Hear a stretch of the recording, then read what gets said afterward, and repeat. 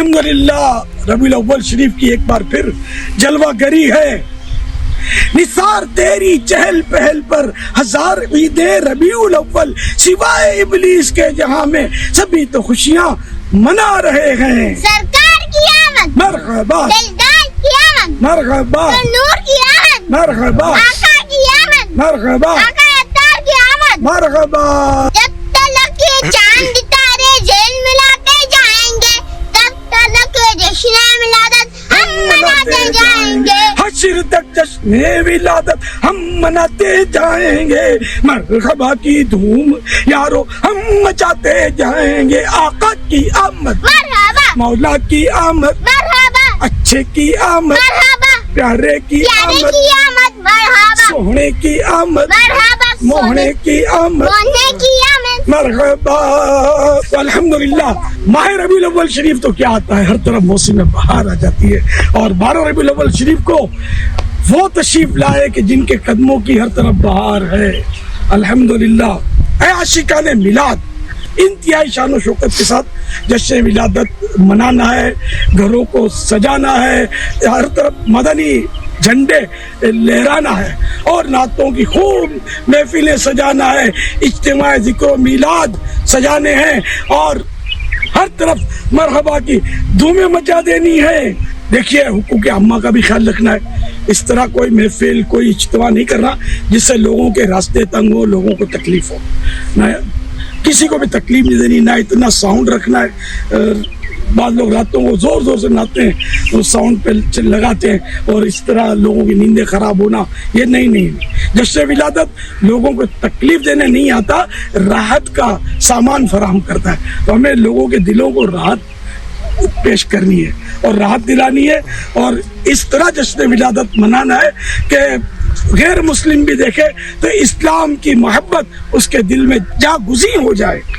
انشاءاللہ اللہ اور رسول کی رضا کے لیے ہم جشن ولادت منائیں گے اور چراغاں کریں گے، لائٹنگ کریں گے تو پیارے آقا صلی اللہ علیہ وسلم ہمارے دلوں کو بھی روشن کر دیں گے، ہماری قبروں کو بھی جگمگا دیں گے. تم کرو جشن ولادت کی خوشی میں روشنی، وہ تمہاری گورے تیرا جگمگاتے جائیں گے.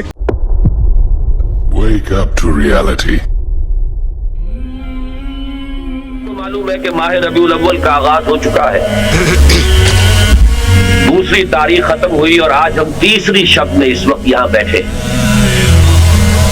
یہ ماہ مبارک حضور صلی اللہ علیہ وسلم کی سیرت مطہرہ سے ایک بڑا گہرا تعلق رکھتا ہے. حضور کی ولادت باسعادت بھی اسی ماہ مبارک میں ہوئی، اگرچہ تاریخ کے بارے میں اختلاف ہے. حضور کا انتقال بھی اس ماہ مبارک میں ہوا اور وہ متفق علیہ تاریخ ہے 12 ربیع الاول اصل میں حضور کا یوم وفات ہے. اور اکثر محققین کی رائے یہ ہے کہ آپ کا یوم ولادت جو ہے وہ 9 ربیع الاول ہے.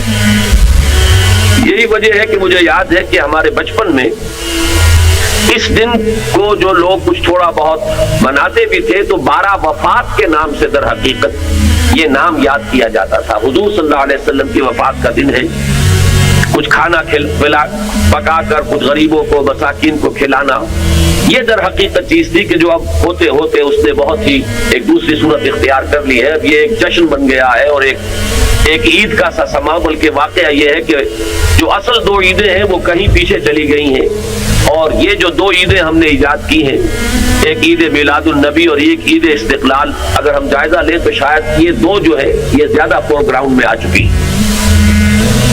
لیکن یہ کہ جہاں تک آپ کی ولادت اور آپ کے وفات کا اس ماہ مبارک میں ہونا ہے وہ ثابت ہے. مزید برآں حضور کا ورود مدینہ منورہ میں بھی ماہ ربیع الاول میں ہوا ہے. اس پہلو سے اگر اس ماہ مبارک میں ہم سیرت النبی کے مطالعے کا ایک خاص موضوع رکھیں، کسی تاریخ کے تعین کے بغیر اس مہینے کی مناسبت سے سیرت مطہرہ پر گفتگو ہو، غور و فکر ہو اور اس میں بھی عملی پہلو سامنے ہو، اتباع کا جذبہ ہو، سمجھنا سمجھانا اس لیے ہو کہ اس پر عمل کرنا ہے، تو یقیناً یہ چیز ہمارے لیے بہت مفید ہوگی اور ہمارے بہت سے امراض کا شاید اس سے مداوع ہو سکے. یأخذون بسنتہ ویقتدون بامرہ، ثم انہا تخلف من بعدہم خلوف، پھر ہمیشہ یہ ہوتا ہے، ہر نبی کا جاننے والوں میں، پہچاننے والوں میں، ماننے والوں میں ہوا ہے، امت محمد بھی مستثنا نہیں ہے۔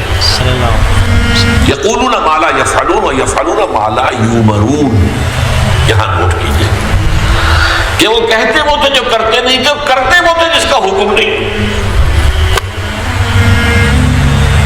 عید میلاد النبی کیا حضور کا حکم ہے؟ کیا اس کا کوئی ثبوت صحابہ سے ہے؟ کیا ہم صحابہ کے مقابلے میں حضور سے زیادہ محبت کرتے ہیں؟ لیکن تھا کہ اپنا مالا یؤمرون، جس چیز کا حکم ہوا نہیں اس پر عمل ہو رہا۔ یہ ہے در حقیقت رسم پرستی، اور رسم کے اندر پھر اضافہ ہوتے چلا جاتا ہے، اس پر ردے پر چڑھتے چلے جانا جو ہے، یہ دوسرا سبب ہے۔ اور اس کا ایک نتیجہ جو نکلتا ہے وہ اسی پر بات ختم کروں گا، اگرچہ ایک اور حدیث جو ہے اس موضوع پر بہت اہم ہے۔ نتیجہ کیا نکلتا ہے؟ جہاں بدعت آئے گی سنت رخصت ہو جائے گی۔ اب نماز جنازہ پر کی وہ اہمیت نہیں ہوگی، نہ نماز جنازہ یاد کرنی ہے، نہ دعا یاد کرنی ہے، کچھ پتہ نہیں، جا کے کھڑے ہو گئے ہیں، وضو بھی ہے کہ نہیں ہے، لیکن قرآن خوانی میں تو جانا ہی جانا ہے۔ یہ کیوں ہوتا ہے؟ ورنہ یہ کہ نماز کی اہمیت ہوتی، نماز جنازہ کی، آپ اگرچہ عربی نہیں آتی لیکن ترجمہ تو اس دعا کا یاد کر لینا کوئی مشکل کام نہیں ہے، تاکہ کھڑے ہوں دل سے دعا مانگے۔ تو جہاں بدعت آئے گی وہاں سنت جو ہے اس کی حیثیت کم ہو جائے گی، اس کا استخفاف ہوگا یا غائب ہو جائے گا۔ یہی آیت ہمارے بریلوی بھائیوں اور اہل تشیع بھائیوں کی طرف سے کوٹ کرتے ہیں، میلاد جب وہ منانا شروع کرتے ہیں نا، اور اس میں جھنڈیاں اور یہ سب کچھ، وہ کہتے ہیں نہیں قرآن میں آیا کہ اپنے رب کی نعمتوں کا خوب چرچا کرو، تو اس کائنات میں تو ہم پہ سب سے بڑی نعمت اللہ کی جو ہے وہ محمد رسول اللہ ہے صلی اللہ علیہ وآلہ وسلم۔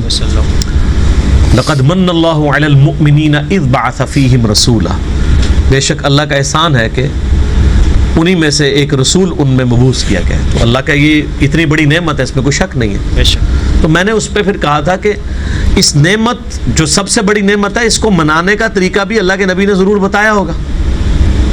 جب اتنی بڑی چیز ہے تو اس کا طریقہ آپ کے مولویوں کو تو ایجاد کرنے کی ضرورت نہیں ہے۔ تو پہلے تو ہم الزامی جواب کے طور پہ شروع کرتے ہیں کہ بتائیں کہ محمد اور آل محمد اور اصحاب محمد علیہم السلام اجمعین انہوں نے کون سی جھنڈیاں لگا کے تو میلاد منایا، کون سے جلوس نکالے ہیں؟ چلیں لائٹنگ تو آج کے زمانے کی ہے، لیکن جھنڈیاں، جھنڈے، جلوس، یہ سارے معاملات تو اس زمانے میں بھی ہو سکتے تھے۔ مولا علی کیا ہر سال میلاد مناتے تھے اس طریقے پہ جس طرح آپ مناتے ہیں؟ تو وہ فوراً چٹا جواب بھی آپ کو دیں گے، وہ کہیں گے یہ تو بعد میں شروع ہے۔